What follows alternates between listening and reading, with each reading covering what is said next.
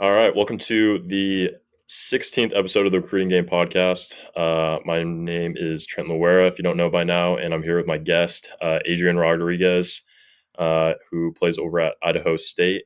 Why don't you introduce yourself, Adrian? Man, what's going on, everybody? I'm Adrian Rodriguez. I'm from Hesperia, California. I play linebacker at Idaho State University, and I went to Victor Valley Community College, transferring here. Awesome, man. Awesome. Yeah, appreciate you coming on. And I mean, shoot, we finally just got to meet each other for the first time a couple minutes ago, and we've been texting a little bit. Got to chat a little bit on Twitter. I mean, obviously we have a mutual friend with Jamal, who I just met 6 months ago. Awesome guy, awesome player. And you're kind of bringing up like, oh yeah, I played JUCO too. Like, what JUCO you went to? So it's always good to have other JUCO guys and get No, to talk for to them because I think we all went through similar crazy experiences and all know the grind. So it's like you just always have that same mutual respect for JUCO guys. Oh yeah, for sure. No, thank you for having me, for sure. Yeah, so out of high school, I went to New Mexico State University during the COVID year, so I was able to play there for 6 months. But then our coaching staff got fired, and I talked to the new staff, and it just didn't look like it was going in the right direction. So then from there, I decided to enter the transfer portal. Obviously, I didn't get picked up where I wanted to go to, so then I decided to go JUCO. And it was either between Riverside City College or Victor Valley Community College, where I'm local at. So then at the end of the day, I decided to stay home, play for VVC, and was there for a year and got out mid-December with the new staff here at Idaho State. Shout out to Coach Hawkins. And then, yeah, my boy Jamal Jones is over there with you. hmm That's awesome, dude. That's awesome. Coach Hawkins is a good guy. I've gotten to meet him once over at a UC Davis camp, and um, no, he's a great guy. So I imagine he's doing some good stuff with the program over there. Oh, yeah, for sure. It's always bigger than football with him. So he's trying to make sure we have something set up, after sports, because, unfortunately for everybody, football ends, whether it's this year, 4 years, a couple years in the NFL or whatever it is, but football ends eventually. So you got to have a plan for after. hmm Absolutely, man. Well, I didn't know you. So you went to New Mexico before you went to JUCO, right? Yeah. Is what you're saying? Yeah. So how did that all go down? Because I feel like, a lot of people, I'm sure as you kind of were learning about as you're going through that, like, COVID happened, that was crazy, and then your whole staff gets fired. I mean, I don't know if you want to share about that and just kind of talk through that about like what that's like and just things to be ready for because I think a lot of people you're recruited out of high school, you're like, oh, life's going great, and then you get hit with the reality of college football and that's kind of a business. So why don't you just break down a little bit and tell people about it? Oh yeah, for sure. I mean, my senior year, obviously, I think everybody who plans to play Division One football, you're going to be the best player on your team your senior year, and I think I was. But we also had a lot of great players. But so I got my New Mexico State offer, thankfully, to my O line coach in high school, Coach Monica. He knew the DC over at New Mexico State, Coach Sukup, who's now at Eastern New Mexico University. But yeah, so I got recruited extremely late. I mean, I wasn't even able to take a visit out there due to COVID and it being so late. I think I got the offer in April because we played in the second semester of school my senior year. So I mean, I committed out there, got out there straight into camp, and I mean, it was tough. I went from being the main guy to the head coach barely even knowing my name. I was running with the fours when I got to camp. There was like a solid week of practice. I think the last week of camp where I didn't even get team reps because they didn't rep the fours at all. So it was like a big it's like a big mental game for sure to to keep working, but you just got to keep trusting yourself, and you got to take advantage of every little opportunity you get, especially during camp, because I wasn't on the travel squad week 0 when we played UTEP, but then when we got to San Diego State, our starting Mike got COVID, and I was 3 deep at the time because I worked up. So then starting Mike got COVID that Thursday before the game, the day before that we left for the travel squad, and then got COVID. Now I'm a 2 and I was on the travel squad. And then from there, I was able to, gain the DC's trust and then just work my way up from there. But yeah, it's a big battle, man. You gotta realize that there's people that are gonna be a lot bigger, stronger, and faster than you, which I didn't really know, but I kind of had an idea. But once I got there, it was like, boom, now it's this. Like we got O linemen throwing up 600 pound for squat. Our linebackers mentioned 225 for 35 reps. It's just crazy. Yeah, yeah, it's a lot different than high school. I mean, it's a world of difference. So the coaching staff changed after that that first year that you played there? Is that what happened, or Yeah, so I mean, the coach was already on his last year of the contract, and obviously they didn't have a big winning history. So I think everybody knew that. But once we got to like I think middle of the season, and we were I think at the time we were like 1-5. I think we had one win under our belt. It was kind of known that he was out already. It just I think the AD didn't want to fire him and bring in an interim head coach, but everybody knew what was going to happen, and I was just I kind of had an idea what was going on and stuff like that, but I was still trying to focus on season and getting some wins. you know. But yeah, day after the last game, he got fired. So we played UMass a Saturday, the week of Thanksgiving. Sunday, they brought in Coach Kill, who's the new coach from TCU, and then they just got rolling. And from there, we had meetings and stuff. And that's when I had my exit meeting with Coach Kill. I just broke it down to him. We just talked, and we ended on good terms, I think, for the both of us. But it was a business decision, just like college football is. 100%, 100%? And what I mean, I think you're the first guy that I've had on, going through the transfer portal. Obviously, it was a weird time, like you said, with COVID and everything like that. What was that experience like? Do you think there's any tips you can give to people that go through the transfer portal or are thinking about going through the transfer portal? Um, just kind of thoughts on that, I guess.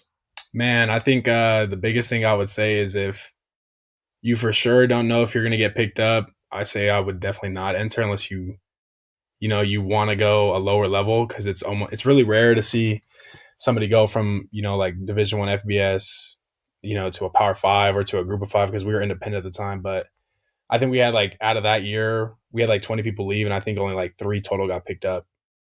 So like I would say the biggest thing is if you know you want to leave, just know that you're good enough to get picked up at the level you want to be, and don't be disappointed with your backup plan. Because I honestly, entering the portal, I knew I didn't have a lot of good film, to get back to the D1 level. So I was pretty set on going JUCO out of the portal.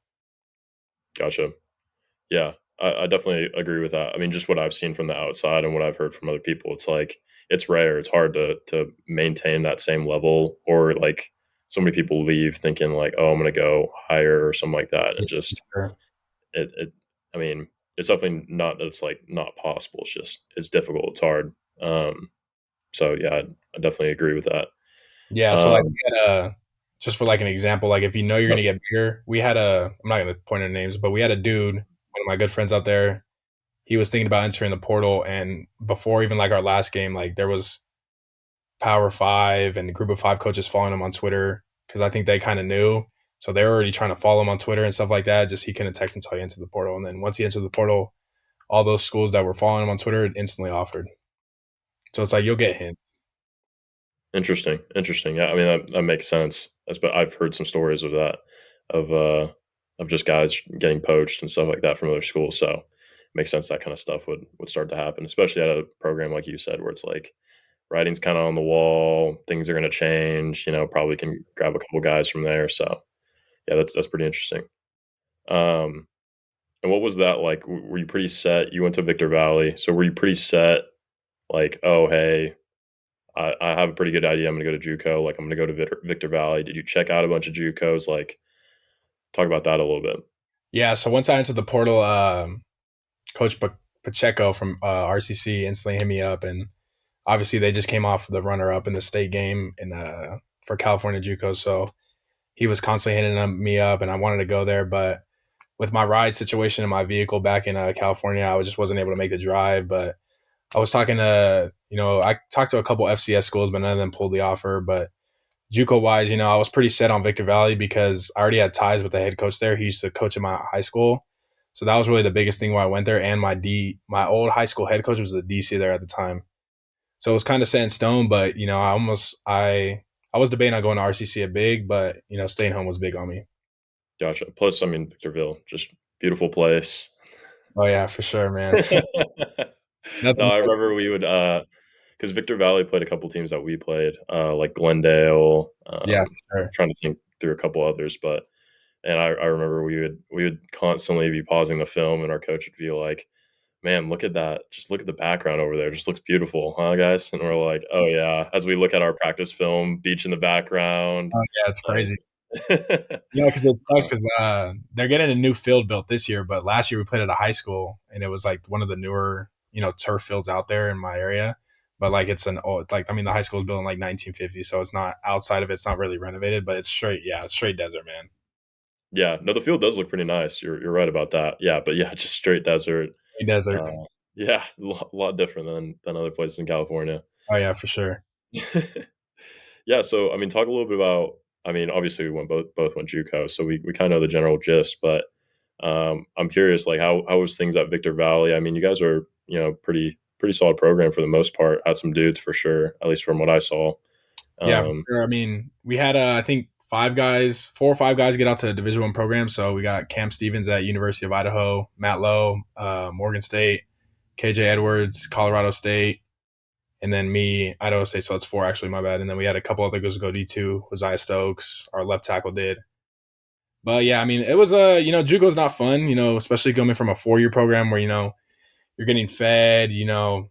Everything's really like you have all the tools. Like, but in JUCO, you gotta go find a way to do everything you want. And then the biggest thing is we had a coaching staff switch in the middle of the season, so our whole defensive all of our defense coaches left in the middle, not middle of the season, excuse me, in the summer. So they all left in July. So oh yeah, wow, it was tough. I mean, JUCO's not for the weak. I mean, you got to find your rides. You got to really want it. Um, it's just a tough process, and obviously there's levels to JUCO, and like obviously with the out of California JUCOs, there's scholarships. But in California, it's really tough. You're paying for your own rent, your food, own transportation. You're not on. It's rare when you're on campus and stuff like that. So it's a grind, man. Yeah, I wasn't. I was expecting it, but it was a lot more than what I was expecting. yeah, no, I definitely agree with that. You're like going into it, you kind of get the idea, and then you start going through it on the day to day, and you're like, dang man, did not know I signed up for this. Yeah, for sure. But yeah, yeah, what was I mean, like, what was your guys' day to day like over at Victor Valley, just to give some people an idea? Because I don't know if we've covered that before. Yeah. But So yeah, during season, our day to day was we had a class in the morning, so we'd practice in the afternoon. So it'd be, I believe, what the schedule was 2 o'clock. We had special teams meetings. 2:30 was position meetings. 3 o'clock is pre practice, and then from 3 to like 6:30, we're practicing full pads and stuff like that. And that's we did that Tuesday through Friday. Friday was kind of like a walkthrough day, and then Monday we would just lift, run, and watch film. And then obviously Saturday game day, and then Sunday we had off. awesome. Yeah, our schedule was pretty much the same. We'd actually have a practice on Monday. It was just shells, usually hour and a half. But yeah, same schedule. Like quarterbacks came in early, so we'd have meetings 1 to about 3, pre-practice 3:30, then get done around 6, six Oh yeah. fifteen, somewhere around there. So yeah, same usual schedule. I think that's what most JUCO guys do. Then you have classes in the morning. Maybe a couple guys have night classes, stuff like that. So plus with COVID, a lot of guys. I mean, at least me. I try to pick all the online asynchronous classes, make Those, make life a lot easier. oh yeah, for sure. But yeah, cool, man. I guess just kind of touching more on JUCO. What do you think? I don't know. What are some things that you feel like made your life easier, or you could have done to make your life easier in JUCO, or at least Uh, to succeed? I should say. I would Yeah. say the biggest like couple tips I have on to make JUCO easier is don't expect people to help you just because they say it. Like if you want to get recruited, you got to go do it yourself. Twitter's you're going to be your biggest friend. I mean, honestly, when we got to season and I had my film, I was probably DMing. Shoot, I would go through each conference, Division One FCS and Division One FBS. I would go through each conference and do like at least half of the conference a night, and I would sit there for like an hour before bed and just DM every single coach on the roster. And then hopefully, in the morning I'd get maybe one. Say I DM like 40 coaches, I get maybe one to follow me back, two to follow me back. So I mean, it sucked, but I'd say the biggest thing just if you want to go get recruited, you got to go do it yourself. Obviously, there's going to be your coaches there to help you, but JUCO's all on you essentially. And obviously, it sucks to say it's a me, but if you want to get out, you got to get out. You got to do whatever you got to do on the field to do it, and you got to help your teammates, to help you produce and just do big things to help each other. Yeah, 100%, 100%. I think the cool thing is though that I don't know, especially at Santa Barbara like this last year. We were really close, so I feel like everybody was helping each other. But you're right. Like you still got to do your own stuff. Like it's not like nobody's holding your hand out there. Like you're a grown man. You got to do your own stuff. But Yeah, and I think that's the biggest thing with JUCOs. Like, they really, from my experience, I think they just expect you. Like, obviously it sucks because obviously in football it's a team game, and now here at Idaho State, everybody's a family here, and we have a big culture. But in JUCO, I feel like it's extremely hard to build like that big culture, of like wanting to help each other out when really your main goal is just to get out. yeah, yeah, I know that's what I felt too, especially that first year, or I wouldn't even say that first year, that COVID year, because I was there during COVID, and Really? that was like the big thing. Yeah, and that was the big thing for sure. Is like I felt like we were relatively close. Everybody was pretty chill, but we weren't playing games, so there was really no we weren't really getting together that way, and so it just felt like everybody was kind of out for themselves a little bit and didn't really get along too well. But then once we started playing games, you feel that Oh yeah, for team sure. chemistry a little bit more. We started winning, but yeah, I could imagine in like if you're not winning, things aren't going well. I mean, we weren't winning at all, and it was just so it was a real roller coaster, and especially with our coaching staff switch in the middle of the summer, Yeah, you I can know, only imagine. tough. Yeah, I remember feeling sometimes where, especially that first year, I think we lost back to back, and I was like, "Ooh, this is where things could go downhill," because you kind of just feel that momentum shift, and just because JUCO is just so unpredictable, sometimes you're like, you don't really know how things are going to go. You feel guys getting down or saying certain things in the locker room, and you're just like, "Ooh, like, Yeah, 100%. hey, hopefully we can turn this around and kind of get some boost in morale because yeah, things can go south pretty quickly." Oh yeah, for sure. Especially if you're not winning, like you said, that's a big thing. Yeah, yeah, which you would be like, I feel like is kind of surprising. You would think that JUCO, people think like, oh, wins and losses doesn't matter, but it helps so much Oh just for like attitudes around the team and everything. So, yeah, 100%. but yeah, why don't you kind of talk about Idaho State a little bit? I mean, how's things going over there? How did you well, I guess how did you end up over there in the first place? Like, how did like you wrapped up JUCO, you're DMing coaches, Yeah. kind of So what happened with recruiting, and then how did you end up at Idaho State? yeah, so I actually got my Idaho State offer like extremely late into the mid year leaving because that was my goal, get my AA by December and then leave. But so I think it was a total of 5 D1 offers coming out of JUCO, and then obviously this was my fifth, and I was set to take a visit to Georgetown University. I think like late January, and I had it all set up and everything. But then Idaho State, they hit me in early January.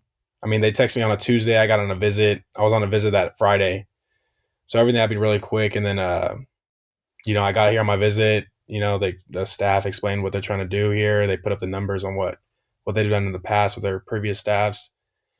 And I think the biggest thing here at Idaho State with the coaches is it's like they really make you feel like a family, and they want to make sure you're a good person before they just like give you an offer. Like I got here, I'm on my recruiting visit, and I didn't get my offer until the last day I was here.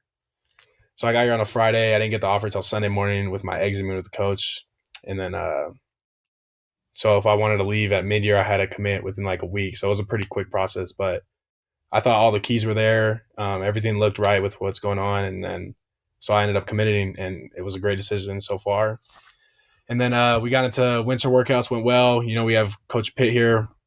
He used to coach at Auburn and Boise State, and I think he's doing a great job with the program, strength and conditioning wise. He's getting us ready for season. Spring ball went really good.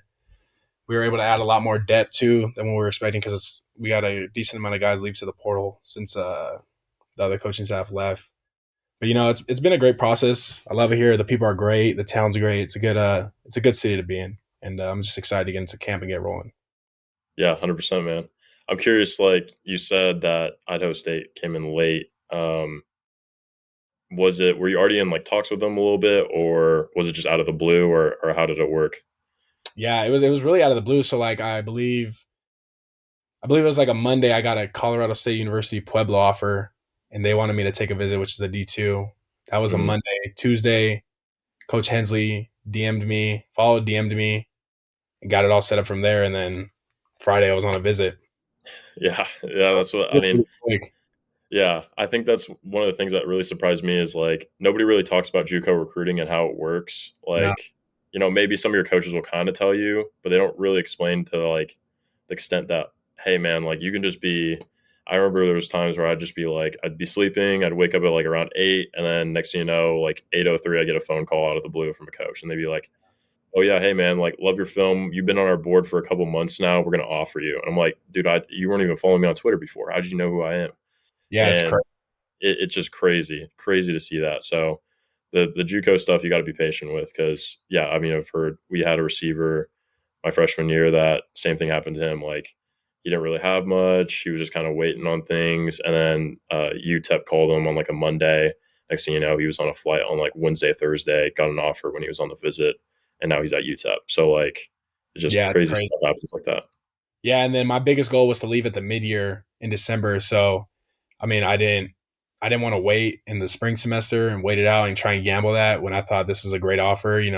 Coaching staff's great, there's players great, and the people are here great. So I committed Yeah. Yeah, no, I mean, I was the same way, like, I wanted to go the mid-year, and it's just, like, you just each day, I mean, it gets closer and closer, and, like, some schools are earlier than others, and like, some schools are later, like, the comparison between, like I think here at Morningside, we started the start date was January 11th, so, like, super early, while, like, there was one school I was talking to, and they were, like, January 23rd or something like that. And it was like just 2 weeks of difference. And it's just crazy to have to make a Yeah. decision so early. Like season ended on December, I don't even know, like December 1st or December 2nd or something like that.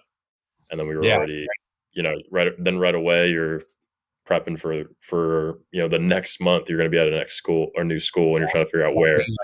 If you minus the Christmas week, you got 3 weeks to prep.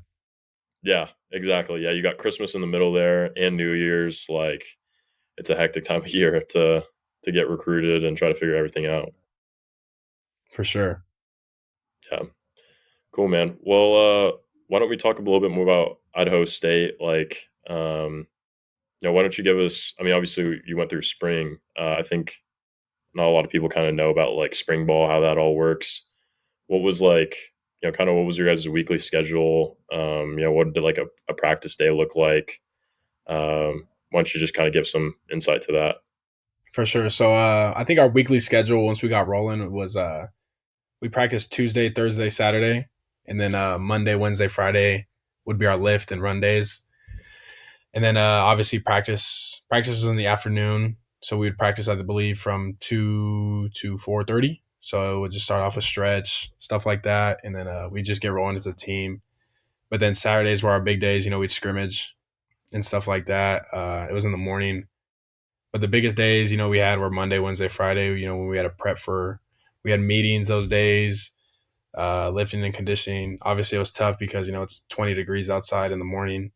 We're lifting and running. It gets to you. But yeah, I know. I mean, I would say the biggest thing to focus on, especially during spring ball, is just to keep up with your academics because obviously, if you don't stay eligible, you won't be playing in the fall. And I think that was a big thing. Like our coach, if you had a current F in your grade book, you weren't able to practice.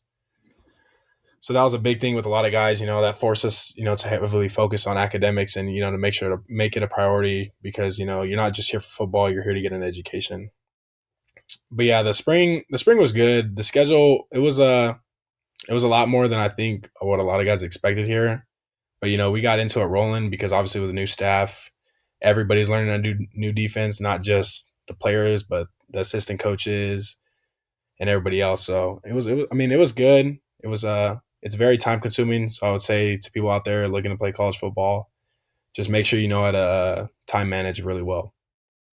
100%. Yeah, time management's big for sure. I mean, we were talking about just I feel like it's so much easier in high school because you have like a ton of energy. You're still young, Oh yeah. body's not hurting all the time, and then you get older and you're like, man, I need to sleep. I need to like just chill out sometimes. I got school now all the time to take care of, and a lot of it's kind of on you instead of being in high school like 7 hours a day, and a lot more of it's just like, hey, you gotta get done. You gotta figure it out yourself rather than forced upon you. Oh yeah, 100%. Yeah. Cool, man. Well, I mean, that's kind of I guess that's a lot of like what you've done so far. You're kind of similar to me how you went through the high school recruiting process. Plus, then you went through the transfer portal. Then you went to JUCO as well. So definitely have a lot of recruiting experience. I mean, what's some like lessons that you feel like you learned going through all of that that would you would think would help some people? And I would say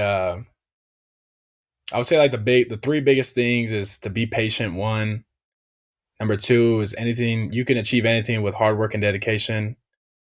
I mean, I had numerous people tell me that I wasn't capable of playing Division One football. I had numerous coaches tell me that, and as long as you put your mind to it, you have some hard work, you be able to put in the hard work, and you dedicate yourself to one goal, and you keep your grades up. Anything's possible. Really, the sky's the limit.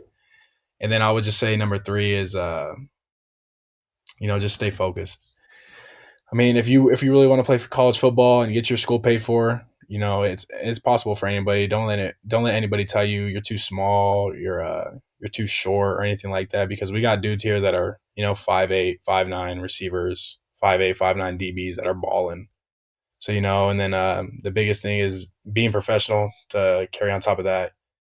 With Twitter, coaches can see what you like, so you just make sure you're watching what you're liking and stuff like that, and just Twitter, you got to be very professional because you're basically marketing yourself on why you want to be at this school or why this coach should follow you and recruit you. 100%, man. 100%. Yeah, Twitter's. I mean, that's the new future, man. What were some like?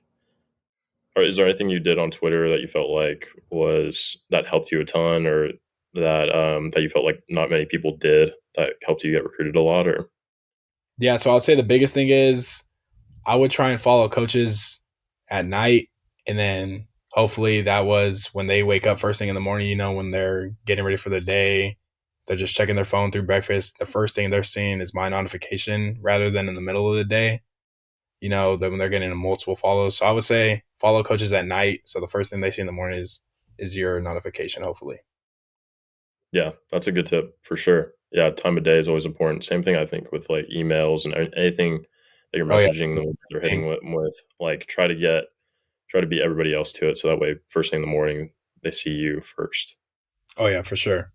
Gives you a better chance. Um, yeah, I mean, kind of go on about hard work and dedication. Like, what do you feel like, um, and focus too? Like, what were some things that you felt like helped you focus? Like, what were some things that you did that helped you stay focused? Because you went through a lot, like from having to transfer back to JUCO and fight your way through JUCO and get recruited, and you know ending up D1. I mean, there's not a lot of people that have been able to do that successfully. So, Yeah, I would say the biggest thing is obviously you have the bigger picture and your biggest goal, but you got to take it day by day, because if you look past the days that you're stacking up, you're gonna get mixed up, and it's a matter of just creating good habits and stuff like that. Um, I mean, with the hard work and dedication, I mean, I think if you really put your mind to anything and you give it your all, 110% every time, and you're able to strain with every rep, you're gonna get better, bigger, faster, stronger with everything you do. And then dedication, and you just got to be consistent. That's I feel like that's the biggest thing with athletes struggle. They're gonna work out Monday through Thursday, but then Friday through Sunday they're taking 3 days off. But you got to be consistent with everything you do. yeah, yeah, absolutely, man. Yeah, I think the funny thing is, like, it's not like you're saying anything too crazy. It's not like there's a secret sauce or anything like that. It's not like, oh, you got to do X, Y, Z, X, Y, and Z. It's like, hey, just do the things that that you probably already know what to do. Just do them consistently. Put in the effort when you do them. Like, focus on those things, and you'll get the results. I think people just like people try to get shiny object syndrome. Try to focus on some fancy thing. Yeah, Um, rather than just sticking with what actually works and dedicating themselves to that.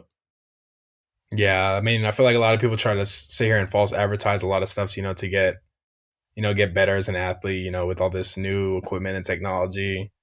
But I mean, if you just stick to the basics and you be consistent with it, you'll be perfectly fine. Mhm. Absolutely, man. Absolutely. What was, I mean, are you like, what kind of lift stuff did you guys do? What do you guys do at Idaho State? I'm kind of curious. Like, what lifting stuff do you guys do over there and running stuff? Um, I would say the biggest thing we focus on, is cleaning. I feel like that's a big thing. If you're a young athlete watching this, make sure you focus on cleaning, and you're doing it. Not only are you cleaning, but you're doing it with the right technique. Technique's the biggest thing you're gonna do in the weight room, because you can sit here and push, 500-pound squat, but you're not if you're not getting parallel depth, it's not gonna work. And just make sure you're doing. We try to focus on a lot of stuff that's going to translate to the field. So we're not just out here doing a bunch of lifts that are just making us bodybuilders. We're athletes, so we're training like athletes. Plyometrics, uh, cleaning, a lot of stuff to force like get faster and stuff like that. But I would say overall, our biggest thing is hang cleans, power cleans, how fast we could do it, our velocity and stuff like that.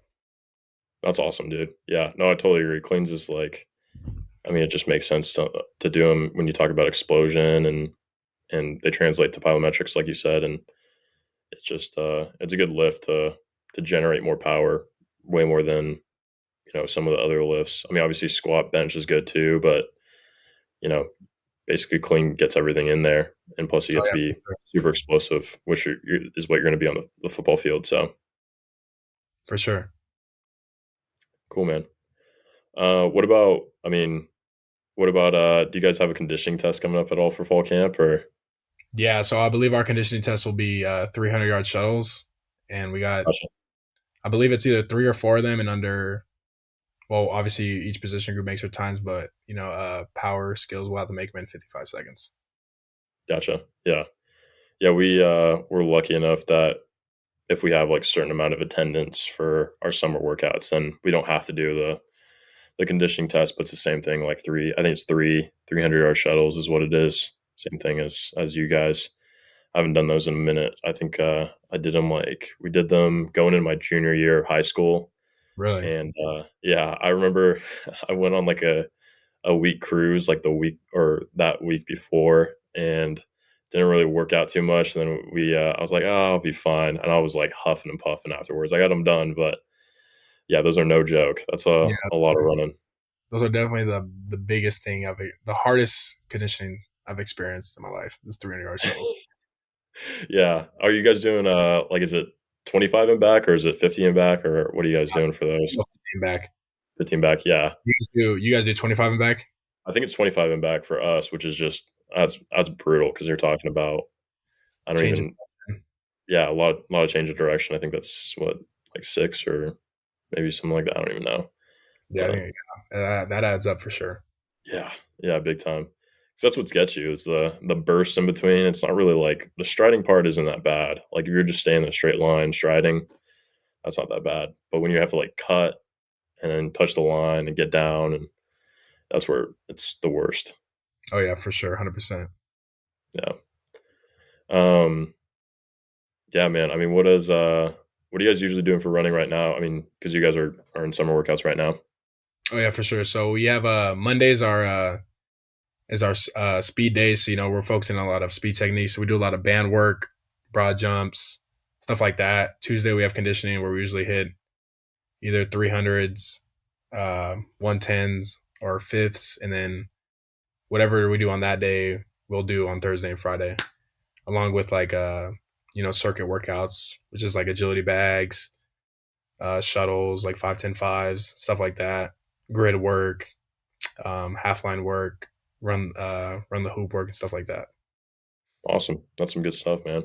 Any any brutal days out there so far, or like guys are just dying afterwards, just passed down the locker room, or I would say the biggest that was the first week we got back. I mean, I think that's just like for everybody, because obviously you can't replicate what we're doing here at home when you're on vacation or stuff like that. So usually it's like the first couple days we get back, it's the brutal days, but after that, I think usually everybody gets back into it, gets their win back, and they're ready to go. awesome. Yeah, I mean, how like what's the weather like over there in at Idaho State? Is it pretty warm right now, or is it Yeah. not too So right bad? now it's like low 90s, high 80s. So it's not too bad. So it's starting to warm up. But in the winter, it was brutal during winter workouts. I mean, second week I got here, when winter workouts touched negative 17 degrees that I've never seen before. Yeah. So I went. I mean, with the biggest. I mean, another tip. If you want to play college football and you want to play wherever you want, and you want to play the Division One level, just be ready to go. In a change of climate, because I went from seeing snow once a year to seeing snow for 4 months in a row. Yeah. Yeah, same here, man. I'd never been in the snow as long as I have here, and we were it was our one of our spring practices. I think it was full the first full day of full pads. It was April 1st, and that night it had snowed, and I was like, "What the heck?" Like we walked out in the field, there's snow on the field. It's like it's just April and there's snow. I was like, "This is so." Like my brain wasn't ready for this because going from Fresno where it's like lowest it's going to get is high 30s to Santa Barbara where it's always 70 degrees all the time. Oh yeah. And then now to Iowa where it's like, oh yeah, sometimes it gets to -4 and it's snowing all the time. It's just a little bit different. And then our spring game, yeah, it was like mid 30s, something like that. So Yeah, you just got to be yeah, ready. yeah, seriously, you do got to be ready. Um, but I think it's good to experience those things a little bit, get get a little different change of scenery and get to try out new things. So Oh yeah, 100%. I mean, you only live once, so you got to experience a lot of stuff. yeah, big time. Um, cool, man. Yeah, that's some good stuff. Yeah,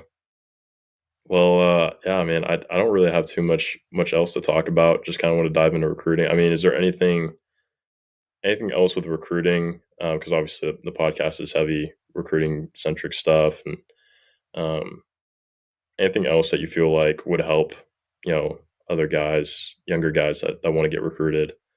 Anything that you've done, anything that you've gone through, any stories that have made you, kind of realize some things or anything like that? Yeah, I mean, back on the Twitter thing, I would say the biggest thing is to never burn a bridge and always treat whatever level a coach is with respect and how you would treat the highest level a coach with. So, I mean, for example, on my JUCO, we had a guy getting recruited by a NAIA school in his first year, and he had big dreams to go in D1, and he just blew off the NAIA coaches. But then, the following year, that NAIA coach was an assistant coach at a group of five school. So, just the biggest thing is to never burn bridges because you never know where a coach will be in 2 years, 3 years. Yeah, I mean, another example is at a high school, I was getting recruited by this D3 coach actually, and I kept it very professional with him. And obviously, I couldn't afford to go D3 tuition wise, so I just told him how it was, but kept it really respectful. And, we left on good bridges, and then at a JUCO, I mean, 3 years later or 2 years later at a JUCO, he's at an FCS school, so I was able to get back in touch with him and obviously evaluated my film, stuff like that. But yeah, just never burn bridges with any coaches and keep it very respectful with them. 100%, 100%. Yeah, I had the same thing happen with a D3 coach. Um, we had a good relationship throughout it, and now he's coaching at Colorado State, like with Dion and stuff like that. So I mean, yeah, you just never know, like where guys will end up. It's always, I mean, it's never made sense to me to blow a coach off. Like you don't really get anything out of it when you think of like just that you might as well be respectful to them and let them know what's going on, and hey, it might benefit you later or it might not. It doesn't really, you never really know at the end. So Oh yeah, for sure, 100%. for sure, man. Yeah, man. So I think we're pretty much wrapped up here. Is there um any last thoughts you want to give? Anything you want to wrap up with? Nothing as of right now. But if anybody has any questions about the recruiting game, you can also text me or contact me if you have any questions. If you need help. Awesome, man. Yeah, definitely. I'll tag you. I mean, this will get posted on Twitter, so I'll be sure to tag your at and give a give them a follow if you want and hit them up. But yeah, really appreciate you coming on, man. It was good to get the chat and get to know you a little bit better. Appreciate you coming on. I'm sure we'll have to have you on in the future later down the road. Yeah, thank you so much for having me, and good luck this season. Tell my boy Jabon I said what's going on. Hope everything's well. Yeah, for sure, man. Will do. All right. Well, appreciate you guys watching. See you next time on the Recruiting Game Podcast. Peace.